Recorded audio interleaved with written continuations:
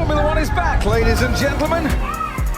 Brand new season, brand new dawn for Formula One. It's the Australian Grand Prix. It's lights out and away we go. And Formula One is underway in Melbourne.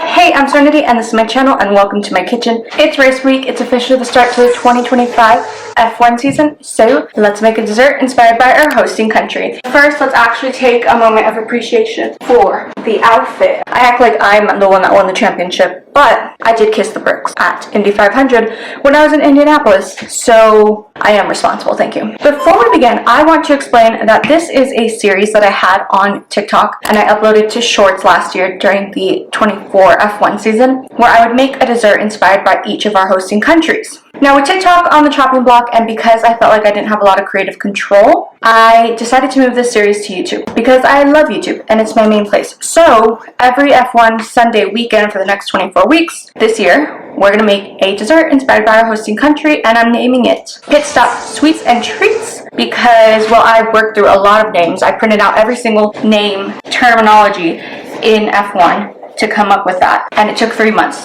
So last year I felt like my title was too long. I wanted something snappy.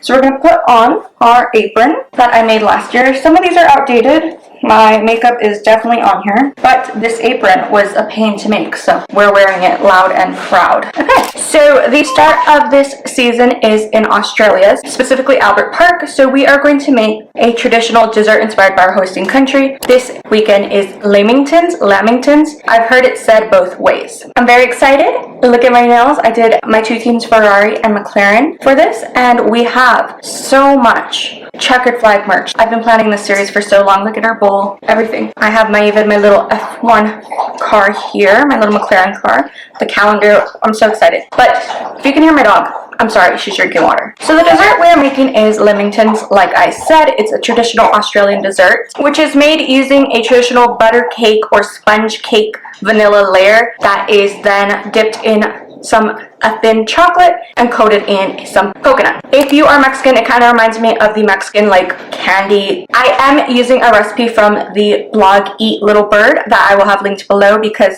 I try to use recipes that are authentic to the region. So this person claims they're Australian, so if this is wrong, blame them. Now, how I came to be with this dessert is I saw last year that Oscar Piastri's, the McLaren's Aussie driver, his grandma made a big batch of these and then took them to the track for the garage. And I was going to make them, but I had already bought all the ingredients that week for another Aussie dessert, which was a pavlova. So I saved this recipe a whole year, and I'm very excited. I've been holding off on this. We are going to start by sifting our all-purpose flour, 1 1/4 cup. So from my research, Lamingtons originate between the years 1896 and 1901 in Brisbane in a suburb area. Fun fact, I actually almost went to the University of Queensland, which is in Brisbane, so Australia holds a special place in my heart. We're going to add in our 1 cup plus 1 tablespoon of caster sugar, which is just a finer granulated sugar.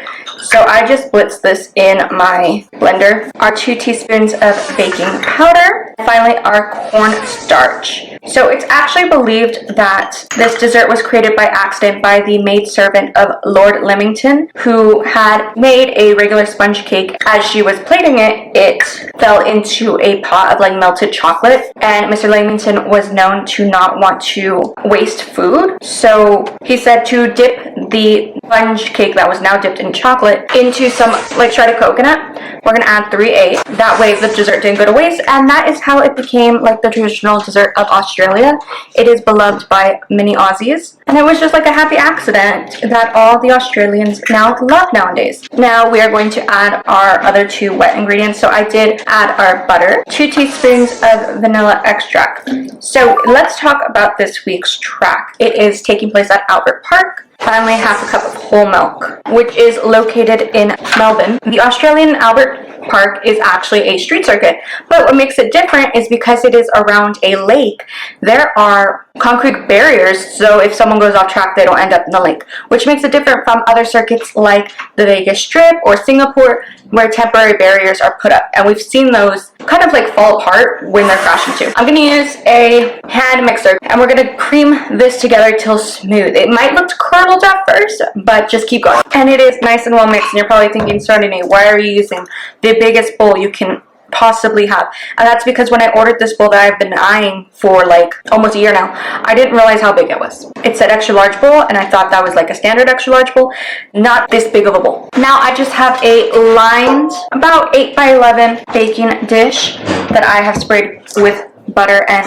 parchment, and I'm just going to put our cake batter in there. So the first Melbourne Grand Prix was held in 1996 after they won the rights from the Adelaide Grand Prix, which was the old Australian Grand Prix, in 1993, and they wanted to create a street circuit, like they purposely set out to create a street circuit, and they decided that Albert Park was a great place to do it. So the final Grand Prix in Adelaide was in 1995, and immediately they got to work on setting up. You might know it as, of course, icons like Danny Ricks and Oscar Piastri's home races, but it is probably most well known for Martin Brundle's, who is an F1 TV presenter's infamous Jordan crash at turn 3. I'm gonna just spread this out evenly because getting it out of that big bowl was a pain in the half. Turn 3 after launching himself into the back of Johnny Herbert's favorite car. And now you get to hear him on track walks every week on F1 TV. So let's go over some quick facts you may or may not know about the circuit.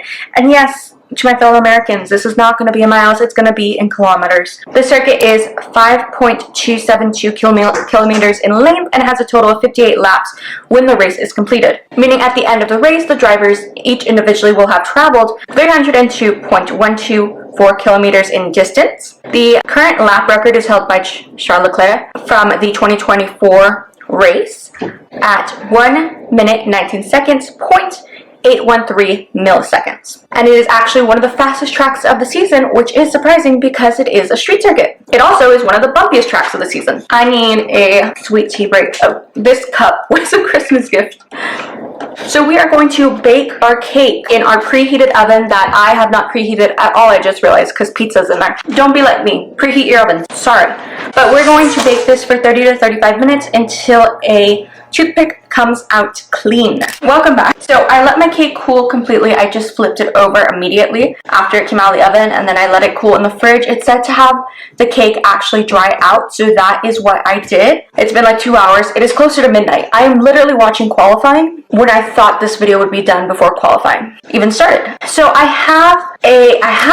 it's not working, a tabletop like Bunsen burner induction stove sort of thing. It's not working. So we're gonna have to go to the actual stove because we need a double boiler, which apparently in Australia is called a Bain Marie. Y'all, this is a double boiler, and basically we're just gonna take a glass bowl over a pot of boiling water and do that. I'm gonna take and we're just gonna do our 7 ounces of dark chocolate, 60% cocoa at least, and a tablespoon of butter. I don't see why you couldn't do this in the microwave. To each their own. And then we're gonna take the whisk that I bought that is way too small and just melt our chocolate. The steam from the boiling water is what melts our chocolate. Just try not to burn my own hand if I'm being on it. And the thing with this is you don't want the bottom of the chocolate, like the bottom of the bowl to get wet because it will harm your chocolate. Alright, we are back over here. So ideally you would do the rest of this over the double boiler, but I honestly have no clue if this bowl is heat safe for that long period of time. I know it's microwavable, but not like that. So I'm going to leave the water boiling just in case. Now we have 3.5 cups of powdered sugar, and we're just going to slowly incorporate this in here. And you're going to want to make sure to sift it so you don't get any clumps. And we're making like kind of like a very runny ganache, I guess you would say. Let's talk about this week's news. Obviously it's the start of the season, so a lot of news happened over the break. I do not have the time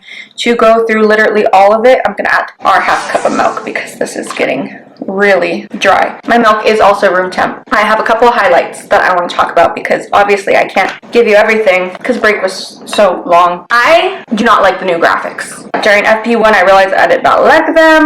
Like the intro fonts are cute, but the numbers, the radio message being like blocky, ooh, I do not like it. I need to have a talk with the designer. I can say I'm probably going to need to go back because the chocolate is cooling. So we have 5 new rookies, technically 6 because Lawson didn't drive a whole season. season. I don't, with the carb and, well, Red Bull as a whole, I don't think Isaac Hajar is going to last the whole season. Just look at Nick DeVries and Daniel Ricciardo. I honestly thought Yuki should have been in that Red Bull seat, the second one, and I wouldn't be surprised if Lawson also got sacked.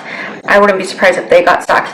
I also wouldn't be surprised if Jack Doohan gets sacked because Flavio Briatore is scary, and I wouldn't be surprised if he sacks him for Franco Colapinto. Hamilton looks really happier, which I like. You know, they say Mercedes sucks the life out of you, and he has a TikTok now, which is exciting. I love everyone saying don't let him see Mercedes edits or else he's gonna dip. So please guys, don't ruin this for us. Oscar signed again with McLaren, so that's exciting. I think till 29. And lastly, say what you want, I enjoyed F1 Live. I didn't even plan on watching it. I just got the notification and I watched it while doing classwork. I liked it. I think we do need a little bit of a Hunger Games Oscar moment in F1 because it's already like one of the richest sport. Why not add a little more drama? It's so exciting. So it cracked a little when I tried to flip it over again. Using a bread knife, we're gonna cut our edges off because they are too crispy. And the instructions say to make 32 slices. That feels too small. So I'm gonna cut around the crack, make like 1.5 inch sections, and then let's do, because from the pictures these look pretty big, so these bottom ones are pretty small. Here I have about 12 of descanted coconut. This is just shredded sweetened coconut. Then I had to shred some more because that does not exist here in the States from what I could find. Alright, I thinned the chocolate out a little more because it was pretty thick, but I'm gonna take a skewer. It says to use a fork. I'm gonna use a skewer because forks seem pretty hard. Quote it in and then roll it in the coconut all the way around. Make sure the coconut sticks to all sides like that, and then set aside. So while I'm doing this, I want to talk about something that I don't necessarily, well, I talk about, but not with this series. This is a new part I want to talk about on this. I want to talk about feminism. So if you do not know, not to sound like elitist or anything, because I know people get really mad when people talk about their college and stuff. I am in my last year of my undergrad degree in women, gender, and sexuality studies with a minor in criminal justice. So I like to study gendered crime. Yo, I am making such a mess. I'm sorry. We are about to get a little dark, especially with women in motorsports. I'm sure some of you may not be surprised about what I'm going to say, but this segment will be a little dark. Not necessarily on this episode, because we don't have many human rights to talk about, but I'm currently reading this book called Faster. It's how a Jewish driver, an American heiress, and a legendary car beat Hitler's best. And it basically is talking about sports tourism in the way where countries with a lot of human rights violations are using sports tourism to hide from that, kind of like a glamour, kind of like a pretty shield to that. And I thought it'd be interesting to combine this theory with my degree, what I'm actually studying. So each week we're going to take a look at our hosting country and see how it applies, like any human right violations that might be happening in the hosting country, that sort of thing. So we are actually off to a pretty decent start in Australia.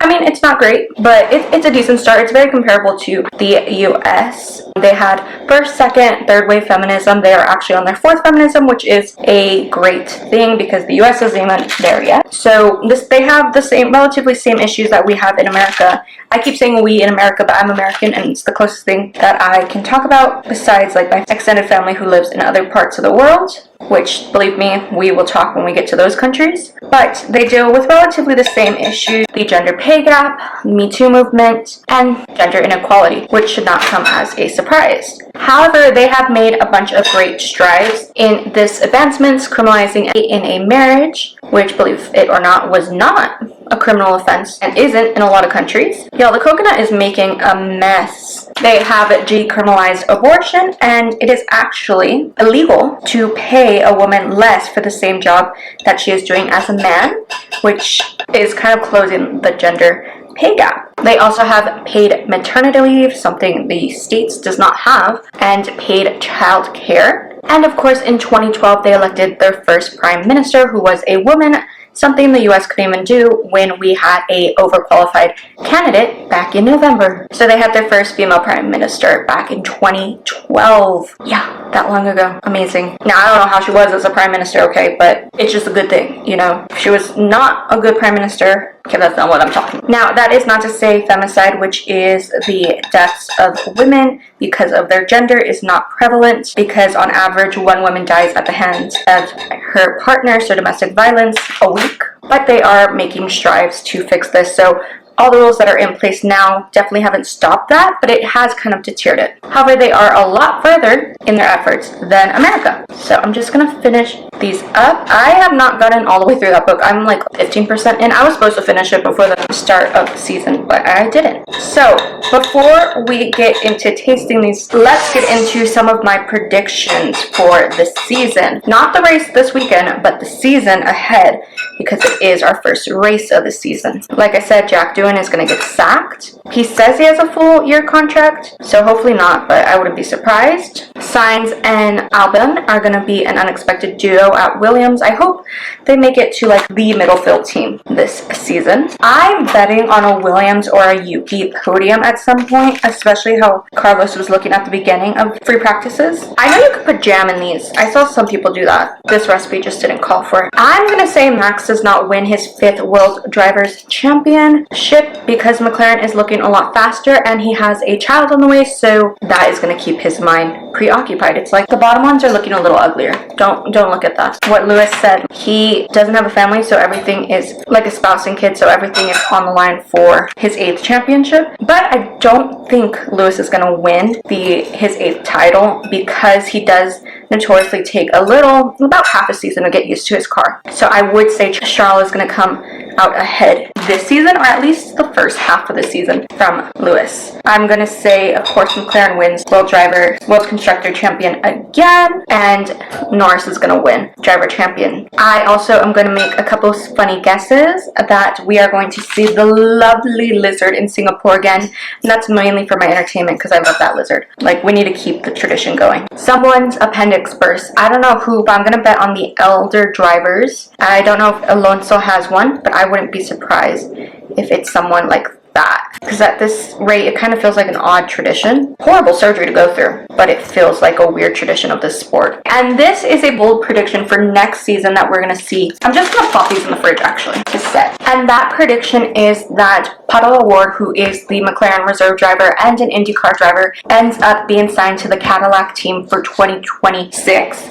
Now I say this because Cadillac is an American brand. They're going to want someone with an American pool. At least that's what I would want. I don't think they'd bring back Logan Sargent. It seems like he has retired from racing as a whole in any series. And Pato is at the top of his game in IndyCar. He's very familiar. He also has said he would not return to F1 if he doesn't get a full-time seat in 2026. So he obviously is Mexican, but he did, I think, only went to high school in San Antonio, which is in Texas. So he has that American pool. He also has the Mexican fan base, which is one of the best fan bases in F1. I still go out in public and I see people wearing Sergio Perez items. He has, I think, Sergio's Kit Kat brand partnership, so I wouldn't be surprised if he gets signed. And it is a little biased because who doesn't love Pato O'Ward? And if you don't, I was disappointed when I was in Indianapolis and they had no Pato hats at the track. So I'm gonna clean up and then we'll come back to try and give our race predictions. Our tins are done, so let's try them. I'm gonna go with this one.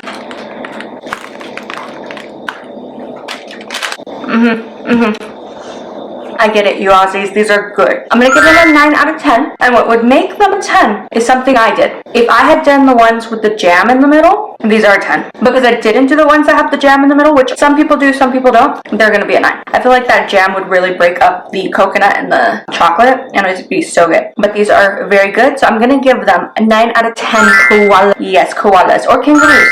Either or. Very good. Very, very, very, very yummy. I get why you're obsessed. So quickly, let's do some race predictions. So I have seen, at this point, it is 1 in the morning. I just finished quali. I have written my race predictions during FP1, and I'm going to stand by them after seeing quali. So I think we're going to have a McLaren double podium, but I know Norris is P1 pole right now.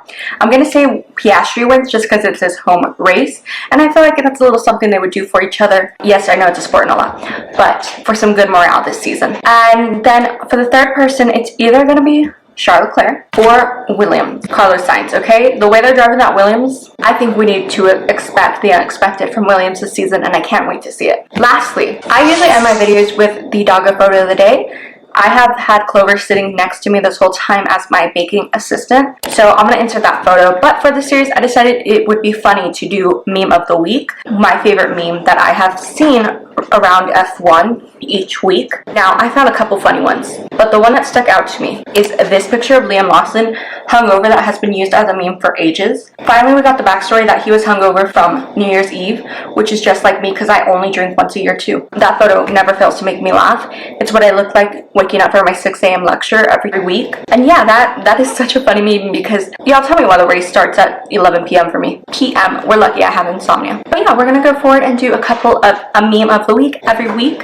Here are a couple more of my favorites because I can't leave you hanging after winter break. So don't forget to like, comment, and subscribe if you haven't already, because we're doing this all year round and I do a lot of baking videos if that's what you are here for. I also have a F1 baking cake series going on. My Ferrari burn cake is gonna go up this week. All my socials are linked down below if you want to follow me. Love you, mean it, kisses, don't do anything stupid, and I'll see you next time. Bye!